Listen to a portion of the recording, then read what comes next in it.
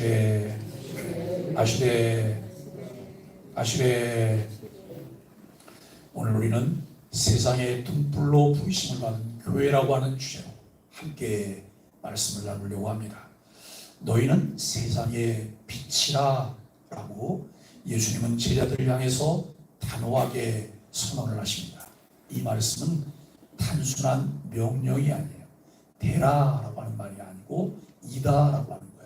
너희는 세상의 빛이다, 빛이라. 이미 빛이니까 이제 무엇을 해야 돼요? 빛을 비추는 일만 남았다라고 하는 것이죠. 교회는 세상의 어두움을 밝히는 존재로 이미 부름받았다고 하는 것입니다. 빛은 말하지 않아도 존재를 드러냅니다. 방향을 비추고 따뜻함과 안전함을 전합니다. 예수님은 산 위의 동네라라고 말씀하세요. 산 위의 동네라. 도시가 되지 않았을 때 전형적인 교회당의 모습은 언덕 위에 세워져 있었고, 교회 종소리는 은은하게 온 동네에 퍼져나갔던 과거의 기억들이 우리에게는 있습니다. 높은 곳에 있는 도시, 그리고 높이 달린 십자가 네온 불빛은 감춰지지 않습니다. 숨길 수 없는, 숨겨져서도 안 되는 교회의 존재감, 이것이 오늘 설교의 주제이기도 합니다. 예수 그리스도를 머리로 하는 그의 몸의 지체로서 우리 개개인이 교회인 것을 우리는 분명히 참 기억하고 또 그렇게 살아내야 합니다. 교회는 말 아래에 감추어진 등불이 아니라 등경 위의 빛으로 온 세상을 비춥니다. 여기서 말하는 말도 아니고 타는 말도 아니에요. 무슨 말이에요? 쌀을 한 말 두 말 할 때 그 쌀을 담을 수 있는 그 말이에요. 그래서 여러분 등불을 켜놓고 그 말을 뒤집어서 등불 위를 덮어놓으면 빛이 밖으로 나가지 않지요. 우리는 그래서 이 교회는 말 아래 감추어진 등불이 아니라 등경 위의 빛으로 온 세상을 비춰야 될 사명이 우리에게 있다는 것입니다. 착한 행실이 드러나는 공동체가 교회입니다. 바울은 빌립보서 4장 5절에서 너희 관용을 모든 사람에게 알게 하라, 주께서 가까우시니라 라고 말씀하고 있습니다. 여기 알게 하라는 홍보하고 광고해서 알리라고 하는 의미가 아니에요. 여러분, 현대사회는 피할 시대예요. 알릴 것은 알리고 피할 것은 피하라 그래요. 여러분, 열심히 홍보해야 돼요. 그러나 주님께서 우리에게 여기 알게 하라고 하는 것은 뭐 사방에다가 떠벌려서 알리는 그런 게 아니에요. 자연스럽게 흘러가게 하라고 하는 이런 말씀이에요. 우리가 관용이 넘쳐요. 따뜻해요.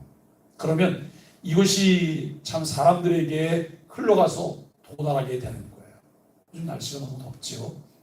햇볕도 낮에는 뜨겁습니다. 그래서 이 사람들이 밖을 걸어 다니다가 신호 대기할 때도 그냥 햇볕이 쨍쨍 쬐는데 거기 서 있지 않아요. 잠시라도 어디로 가요? 그늘 밑으로 가는 거예요. 그늘 밑에. 교회는 그늘이어야 돼요. 교회는 쉼터여야 되는 거예요. 누구든지 마음 편히 쉴 수 있는 곳이 교회여야 된다고 하는 것을 우리는 알게 돼요. 그런데 우리가 이 관용의 마음을 갖고 있지 않다면 아무리 우리는 관용해, 우리는 넉넉해, 우리는 모든 것을 이해해, 모든 걸 받아줄 수 있어 라고 말해도 사람들이 믿지 않아요. 왜요? 그것이 느껴지지 않기 때문에. 진정성을 가지고 여러분 관용을 베푸는 일이 필요해요. 어제도 공무원들이 교회를 찾아왔어요. 교회를 찾아온 이유가 이번 9월 달에 우리 동네에서 경로잔치를 또 해야 되는 거예요. 근데 이제 작년에 담당했던 공무원들은 다 바뀌었어요. 바뀌었는데도 이분들은 자료를 가지고 있고 먼저 있던 공무원들이 소스를 주기 때문에 내용들을 알고 있죠.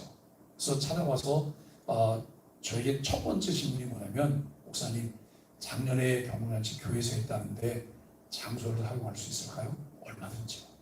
언제든지 필요하시면 사용하실 수 있어요. 그리고 제가 이제 쭉 얘기를 하다가 먼저 제가 얘기했어요. 단 한 가지만 조금 좀 확실하게 하시면 좋겠다. 작년, 재작년에 제가 추진위원장을 다 했는데 금년에는 안 하면 좋겠다고 했어요.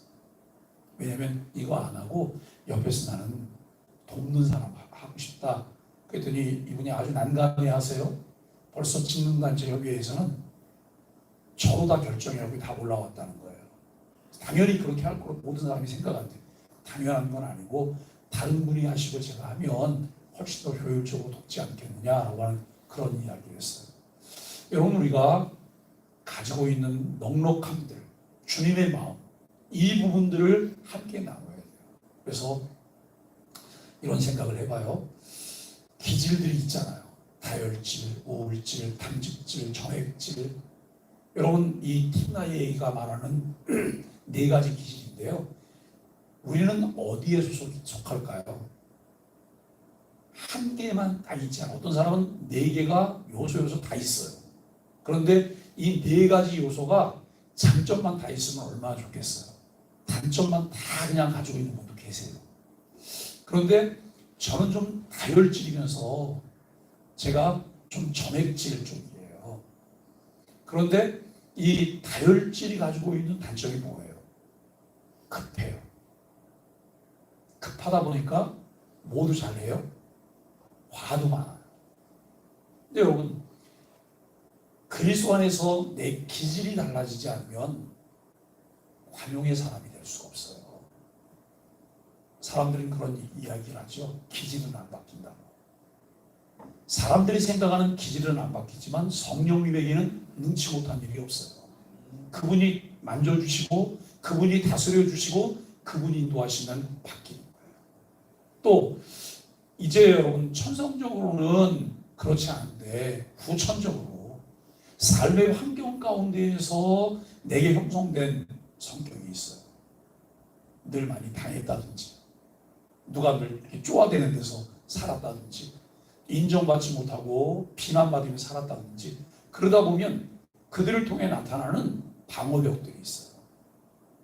이 부분들을 어떻게 할 거냐라고 하는 거예요. 그러니까 우리가 늘 고민하면서 기도해야 될 것은 그런 부분들이에요. 말씀에 의해서 어떻게 내가 다듬어질 수 있을까? 내가 다듬어져야 되잖아요. 내가 많은 것은 알고 있는데, 그래서 굉장히 많은 걸 했는데 결국 다듬어지지 않은 나 때문에 내가 했던 모든 것들이 위선적으로 보이는 거예요. 이중적으로 앞뒤가 있는 것으로 보이는 거예요. 이러면 나는 정말 진정성을 가지고 했는데 다른 사람들이 볼 때는 진정성을 느끼지 못하는 거예요. 아, 저 사람 위선자네? 이중적이네? 그런데 주님은 아시죠. 주님은 이 사람이 진심인 것도 알고 마음을 다해서 하는 것도 알고 또 연약하기 때문에 때로는 넘어지는 것도 알고. 우리가 예수 그리스도를 알기 전에는 이 갭이 너무 컸어요. 그런데 예수 믿고 내가 하나님 말씀을 알기 시작했고 주의 은혜가 내게 흘러 들어오면서 여러분 점점 이 갭이 좁혀지는 거예요. 갭이. 그래서 점진적 성화라는 말을 해요. 우리가 교회만 나오면 그것으로 모든 걸 다 한 거냐? 예수 믿었다고 이런 모든 것이 끝난 거냐? 이제 시작인 거예요. 우리가 구원받는 것은 단번에 외부로부터 주어지는 하나님의 은혜에 의해서 내가 구원을 받게 되지만 구원의 그 영화고 성화 구원에 이르도록 자라가는 것은 점진적인 것이다라고 하는 것을 우리는 생각해 보아야 할 것입니다. 오늘 본문의 강조점은 빛을 비추는 삶입니다. 예수님은 단지 교회 안의 경건을 말씀하신 것이 아니죠. 이제 사람 앞에 비치게 하라. 그리고 그들로 하나님께 영광을 돌리게 하라고 말씀하십니다. 신자는 세상을 향해 살아야 합니다. 공공장소, 거리, 일터, 가정에서 하나님의 영광이 드러나야 합니다. 자, 여러분, 나를 한번 진단해 보는 거예요. 내 주머니 속에 쓰레기가 있어요. 버려야 될 쓰레기가 있어요. 그런데 가다가 그냥 주머니에서 이렇게 꺼내고 길거리에다 슬그머니 버리고 간다. 그 다음에 길거리를 가다가 여러분 침을 뱉어야 된다. 아무데나 침을 뱉는다. 이런 잘 껌들 아시겠지만 껌을 씹다가 아무데나 버린다. 그리고 길을 가는데 아무도 없는데 그 횡단보도가 없다. 저기 멀리 있다. 어떻게 하시겠어요? 아무 데나 그냥 건너가요? 여러분, 교회는 정해진 법을 너무 잘 지키는 단체여야 되는 거예요. 이게 하나님과 우리 사이의 약속인 거예요. 네? 그런데 아무 데나 건너다니죠. 이게 삶의 습관이고 삶의 태도인 분들이 많으세요. 그리고 여러분, 때로는 거친 말을, 거친 언사를 아무 때나 하세요. 화가 나면 막 뭐가 나와요. 이 부분도 결국 내가 다듬어지지 않고 다스려지지 않은 거잖아요. 예수 그리스도를 믿고 예수님을 닮아가는 것은 성품을 닮아가는 것이고 인격이 다듬어지는 것이고 그분의 사역 방법을 배우는 것이다라고 하는 것을 우리는 생각을 해요. 그리스도인들은 어디를 가든지 그 존재가 빛을 발하게 되어야 한다는 거예요. 이 빛은 말뿐인 신앙이 아니라 착한 행실로 드러나는 복음의 실체입니다. 빛은 입으로 말하지 않아도 행동으로 증명되고 열매로 확증이 됩니다. 에베소 2장 10절 말씀은 우리는 그가 만드신 바 그리스도 예수 안에서 무슨 일을 위해 지으심을 받은 자라고요? 선한 일을 위해 지으심 받은 거예요. 제가 손에 이 리모컨을 들고 있는데 리모컨의 목적이 뭐예요? 리모컨의 목적은 이것을 조정하는 거예요. 그런데 아무리 눌러도 어저께 하시면 집에서 내우려고 그러는데 엘리베이터를 누르는데 엘리베이터가 안 눌리는 거예요. 이거 고장났나 봐. 제가 얼른 집으로 들어가서 제 아내에게 엘리베이터 고장났으니까 일단 걸어 내려와야 된다고. 이제 그리고 저는 걸어 내려와서 교회를 왔죠. 집에 올라갔는데 또 이게 안 눌리는 거예요. 이상하게 왜 안 눌리는 거야 이게? 그동안 안 고쳤나 봐. 그럼 몇 번을 눌렀더니 이게 불이 들어오는 거예요. 세상에나. 근데 오늘 아침에도 또 눌렀더니 불이 또 안 들어오는 거예요. 그래서 걸어가다가 눌러봤어요. 계속. 이 불이 들어오더라고요. 여러분, 요거는 그 목적을 위해서 만들어졌는데 그게 안 되면 쓸모없는 거잖아요. 우리도 하나님께서 우리에게 이제 목적을 부여하셨어요. 용도가 있어요. 선한 일을 해서 우리가 지으심 받은 자라는 거예요. 이 일은 하나님이 전에 예비하셨대요. 우리로 그 가운데 행하게 하려 하심이라고 말씀하고 있습니다. 창조 목적이 선한 일을 행하게 하려 하심이라고 말씀하고 있는데 하나님의 형상대로 지음받아 하나님이 예비하신 일을 하게 하셨습니다. 그러나 타락으로 하나님의 형상을 상실했어요. 로마서 1장에 보니까 마음에 하나님 두기를 싫어하며 하나님께서 그들을 그 상실한 마음대로 내버려두사 합당하지 못한 일을 하게 하셨어요. 어제 오후에 중학교 1학년 아이들이 1시쯤 됐는데 한 10명이 와서 놀아요. 그러니까 제가 CCTV를 보니까 옥상에서 막 놀고 있어요. 이제 왔어요. 교회를 이제 밖에 있다가 이제 밥 먹고 이제 교회 왔는데 여기 유아실에서 에어컨을 빵빵 틀어놓고 여기서 난리법석을 떨면서 노는 거예요. 제가 애들에게 너네 여기 왜 왔어? 누가 오라 그랬어? 그랬더니 얘들이 딱 튕겨서 오해는 안 되는 거예요? 왜요? 이렇게 얘기하는 거예요. 너네 전부 다 일어나서 가. 왜 가요? 이렇게 물어봐요. 저는 아이들에게 그 교회를 개방하기를 원하는 사람이에요. 여기가 아이들의 놀이터가 되기를 원하는 단 하나. 이 아이들에게 제가 요구하는 게 있어요. 그게 뭐예요? 예의 바른 아이가 돼야 된다는 거예요. 왜냐하면 예의 바르지 않으면 사랑받을 수 없어요. 예의 바르지 않으면 상대를 통해 좋은 말을 들을 수가 없어요. 그런데 그 아이들은 이미 벌써 동네에 소문난 몇몇 아이들이 있어요. 언사가 거칠어요. 굉장히 도전적이고 반항적이에요. 그러면서도 마음이 아리죠. 결국 이 아이는 교회가 품어내야 돼.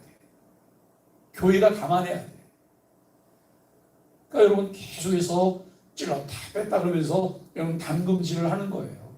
아이하고 굉장히 편안한 상태까지 가야지만 그 다음에 어떤 이야기를 할 수 있고 말을 들을 수 있어요. 그런데 거친 아이들도 여러분 우리가 뭔가를 우리가 더 많은 걸 가지고 있잖아요. 이 가지고 있는 것이 필요하기 때문에 아이는 그렇게 찔렀다 뺐다 해도 여길 떠나지 않아요. 주의를 맴돌아요. 제가 다 밖으로 가라고 내보냈어요. 그랬더니 애들이 뭐라 그러냐면 이제 어디 가냐? 어디 가긴 어디가 힘들어. 집에 가야지. 근데 여러분, 우리 지역이 방임된 아이들이 많아요. 네? 방임된 아이들은 그냥 자기 마음대로 자라가는 거예요. 풀도 우리가 그냥 내버려두면 자기 마음대로 자라요. 그런데 조종사에 의해서 다듬어지면 아름다운 모양을 내게 되는 것처럼 사람도 똑같은 거예요. 근데 내가 알아서 어디 가서 놀든지 알아서 가. 내가 매몰차게 내보냈어요. 근데 한 2시간쯤 됐는데 한 대령이 또 나타났어요. 제가 우양실에서 뭘 하고 있다가 다 보이니까 나왔어요. 그랬더니 저한테 목사님 물 좀 먹으러 왔어요. 빨리 물 먹었으면 가. 여러분, 정말 마음이 속상할 때가 그런 거예요. 아이들은 배고같이 깨끗해야 되잖아요? 아니요. 어느 순간 이 아이들에게 얼룩진 모습들이 나와요. 얼룩진 모습. 이 얼룩을 누가 닦아줘야 돼요? 얼룩은 선한 일을 해 지으심을 받은 사람들이 그걸 닦아줘야 되는 거예요. 우리가 여러분, 지역사회에 아이들을 위해서 기도 많이 하셔야 돼요. 우리 동네가 굉장히 아마 이번 주 말고 다음 주 토요일 날 청소년 이제 2판 4판 축제 할 때 청소년들이 엄청나게 많이 어린이공원에 모일 거예요. 굉장히 많은 아이들이 모여와요. 그러면 그렇게 많은 아이들이 있는데 교회는 어떤 영향을 끼치고 있을까 하는 거예요. 요즘 아이들은 달고 아주 야가 빠져서 자기의 유익한 것만 쪽쪽 빼먹으려고 해요. 근데 여러분, 그 아이들을 대상으로 그 아이들에게 우리가 하나님의 은혜를 흘러가게 해야 돼요. 그러려면 우리가 무엇을 어떻게 해야 될까? 여기 마음에 하나님 두기를 싫어했을 때 여러분, 상실한 마음들 하나님이 내버려 두셔서 합당하지 못한 일을 하게 하셨다는 거예요. 그럼 하나님이 이 일을 주도하고 있는 거예요. 하나님은 주관자지만 상실한 마음들을 내버려 두고 그들의 선택은 그 길밖에 없다는 거예요. 바울은 디모데에게 이렇게 말을 해요. 배우고 확신한 일에 거하라. 하나님을 아는 바른 지식을 제공하는 성경은 구원에 이르는 지혜가 있게 해요. 하나님의 사랑으로 온전하게 회복되게 하신다는 사실을 우리는 알고 있습니다. 이 회복의 결과가 모든 선한 일을 행할 능력을 갖추게 되는 거예요. 여러분, 사람들에게 쓸모없이 또 욕이나 먹고 야단이나 맞고 그리고 사람들에게 반항이나 하는 그 아이들이 다듬어지기 시작해보세요. 정말 유용한 사람으로 쓰임받게 돼요. 제 제자 중에는 목회자들이 있어요. 근데 그 중에는 동네에 파출소가 자기 집인 것처럼 드나들던 고등학생 때 저를 만난 아이가 있어요. 네? 지금은 뭐 저와 같이 늙어가면서 목회 잘하고 있지만 여러분, 이 친구는 매일 그 파출소에 불려다녀요. 그리고 뻑하면 집에서 뛰쳐나와요. 한겨울에도 집에서 쫓겨나갖고 아이가 뛰쳐나오면 조끼만 입은 채로 팔은 내밀고 그 겨울에 뛰어서 그 당시 집이 계산동인데 계산동에서 부평까지 여러분 뛰어서 그전에는 다른 데 가서 놀았지만 집에서 쫓겨나면 가는 데가 달라졌어요. 거기 어디냐면 우리 집이에요. 시도 때도 없이 우리 집에 와요. 네? 우리 집에 오고 교회에서 놀고 이미 고등학생 때 여러분 담배 다 피우고 어느 한날 금요일 날 심야 기도회를 하는데 쉬는 시간에 오더니 저한테 전도사님 옥상에 좀 가요. 그래요. 왜 나 펠라고? 그랬어요. 남자애들 둘이 옥상에 올라갔더니 갑자기 제가 이걸 톡 걸는 거예요. 전도사님 기도해 주세요. 주머니에서 담배를 꺼내요. 왜 담배 끊으려고 그래요? 내가 진짜 끊을 거야? 기도해 줬죠. 근데 한 아이는 담배를 정말 잘 끊었어요. 그 아이는 목회자가 된 친구. 또 한 아이는 슬금슬금 담배를 피면 담배만 피면 눈다래끼가 나는 거예요. 네? 담배를 피면 눈다래끼가 나요. 이 친구는 좀 안수집사인데 여러분, 그리스도 안에서 다듬어지고 변화되면 새 사람이 되는 거예요. 선한 일을 행할 수 있는 대열에 함께 서게 된다라고 하는 것이죠. 오순절 성령 강림과 함께 시작된 교회 2000년 역사 속에서 우리는 중요한 교훈을 얻게 돼요. 우선 순기능의 교회들을 좀 살펴볼까요? 역사 속에서 빛을 발한 교회 공동체들이 있는데요. 여러분, 흑사병의 시대의 그 교회를 보게 돼요. 두려움 속에 자비를 베풀게 되는데 14세기에 흑사병으로 유럽 인구의 3분의 1이 사망했어요. 우리나라의 코로나가 창궐할 때 이때 이야기들이 참 많이 나오기도 했죠. 대부분의 사람들은 도시를 떠났어요. 그런데 교회는 그 도시를 떠나지 않았어요. 떠나지 않고 교회가 모여서 예배했을까요? 아니요. 수도사들과 신자들은 감염의 위험 속에서도 환자들의 곁을 지키며 그들을 보호하고 돌보는 일을 했다고 하는 거예요. 손을 잡고 기도했고 마지막 순간까지 그들을 돌보며 동행했습니다. 여러분, 흑사병은 쥐를 통해서 전염이 되는 병인데요. 그것은 전염병이에요. 그럼에도 불구하고 교회는 그들과 함께 했다고 하는 것을 우리는 생각합니다. 그리스도의 몸인 교회는 전염병으로 절망에 빠졌던 지역사회와 함께하며 말없이 세상을 향해 빛을 비추는 순기능을 하였습니다. 이 순기능은 믿지 않는 자들의 마음에도 하나님을 향한 경외감을 일으켰음을 알 수 있습니다. 여러분, 윌리엄 윌로포스라고 하는 사람이 있습니다. 어둠에 맞선 신자의 이 정치를 우리가 보게 되는데요. 영국의 복음주의자 이 윌로포스는 20년이 넘게 노예제도 폐지를 위해서 싸웠습니다. 그의 삶은 빛이 났고 함께 활동한 이 클럽홈 세트라고 하는 공동체, 단지 이들은 신앙인이 아니라 공공선에 헌신한 공동체들이었다라고 하는 것을 알게 돼요. 이들은 사회개혁, 고아구제, 인권운동계에서 실천적 복음의 전형을 보여주고 있습니다. 복음은 입술의 말이 아니라 실천하는 삶으로 전해졌습니다.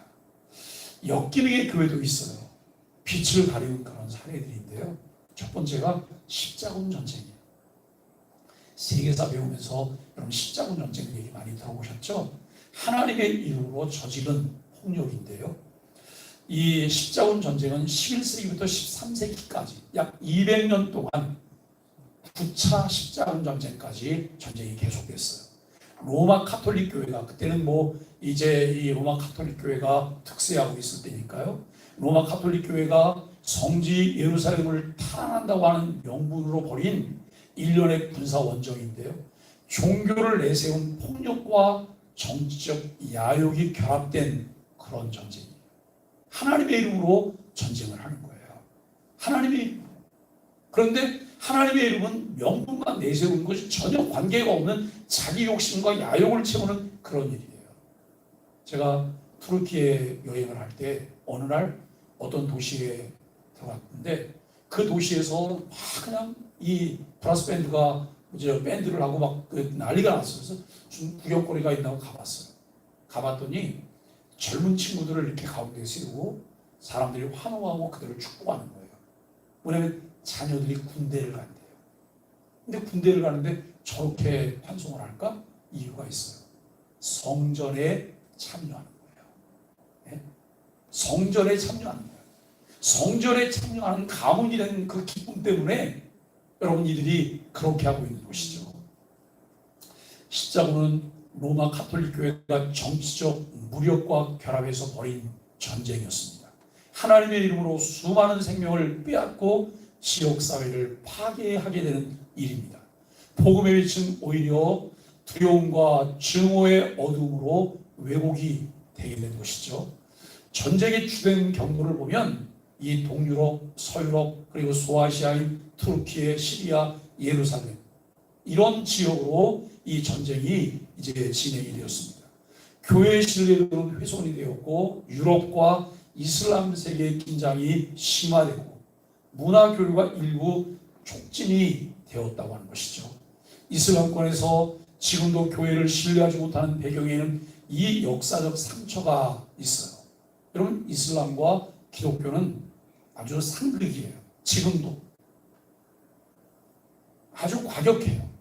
그런데 이슬람 사람들이 다 과격하냐? 그렇지 않아요. 과격파가 있고 온건주의자들이 있어요. 이 안산에도 여러분 이슬람 사람들이 꽤 많이 들어와 있어요. 그러면 무조건 그 사람들을 적대감을 가지고 대해야 될 거냐? 배타적이어야 되냐? 그것은 아니라는 거예요. 결국 이 사람들의 마음을 녹일 수 있는 한 가지 공통적인 요소가 있어요. 그것이 무엇일까요? 사랑이에요.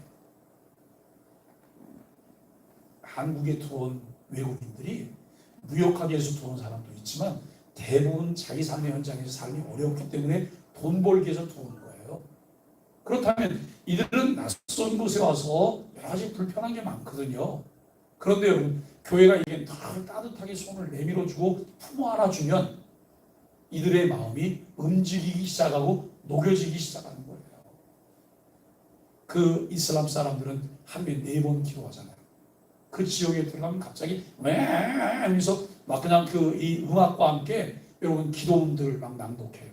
그러면 가던 길을 멈추고 이 엎드려서 엉덩이를 하늘로 쳐들어요.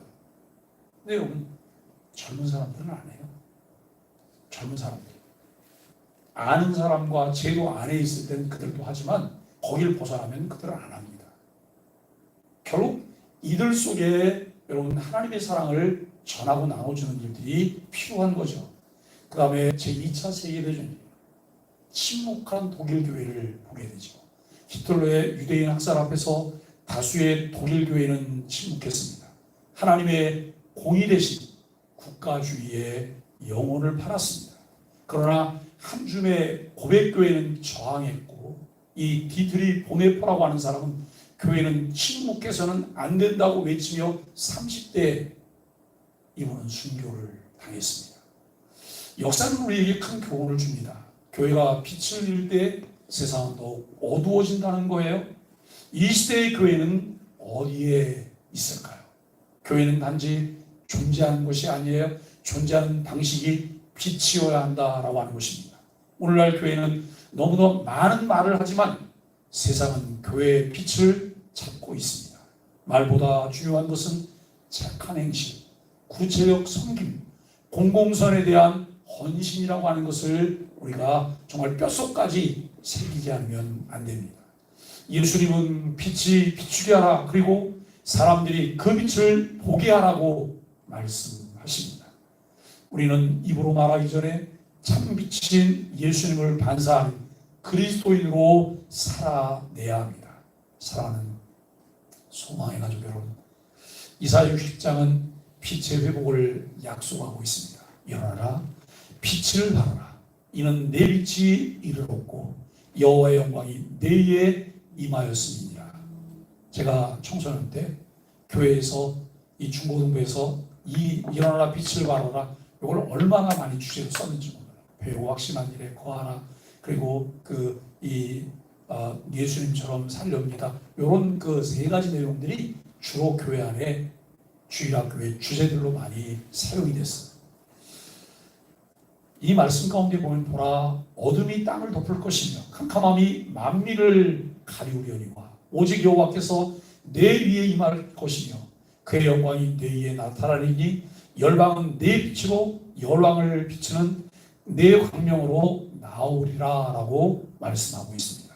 이 말씀이 우리에게 주는 확신은 이것입니다. 빛을 비치는 교회에 하나님이 영광으로 임하신다고 하는 약속이에요. 여러분, 교회가 이웃과 삶을 나누고 뭔가를 하게 되면 교회가 손해일 거라고 생각해요. 어려울 거라고 생각해요. 아니요. 본질에 진입하면 하나님이 역사하세요. 하나님이 채우세요. 하나님이 일하세요. 많은 사람들이 교회 생활하면서 갈등을 겪고 있어요. 하나님의 공의는 교회가 말하지만 교회에서 공의는 찾아볼 수 없고, 또 이웃을 향한 공공선에 대해서 교회가 가끔은 말하지만 교회에서 그것을 찾아볼 수가 없다는 거예요. 세상 사람들은 더더욱 교회를 통해 그런 걸 보기를 원하지만 벌써 오래전에 그 마음들을 접었다고 하는 것 우리가 너무나 잘 알고 있어요. 그러나 이제는 우리가 이것을 회복하고 더 구체적으로 이런 일을 감당해야 합니다. 어둠이 깊어질수록 진짜 빛은 더 강하게 드러나게 되죠. 우리 착한 행실을 보고 하나님께 영광을 돌리게 하고 세상 사람들은 그 빛을 따라 교회로 하나님께 나아오게 될 것입니다. 오늘 나는 어디서 누구를 밝히고 있을까요? 우리 교회는 지역사회를 향해 어떤 등불로 비추고 있을까요? 세상은 교회를 바라보며 하나님을 더 가까이 하고 있을까요? 우리는 한 주간 특세에서 신앙과 삶의 중요한 한 축인 이웃을 위한 믿음, 하나님 나라를 이루는 공공성이라고 하는 주제로 말씀을 나누었습니다. 복의 통로로 부름받은 교회로 공의가 강물처럼 흐르게 하고 세상의 등불로 부르심을 받은 교회로 살아가는 우리 소망의 가족들이 되시기를 예수 그리스도의 이름으로 간절히 축복합니다. 우리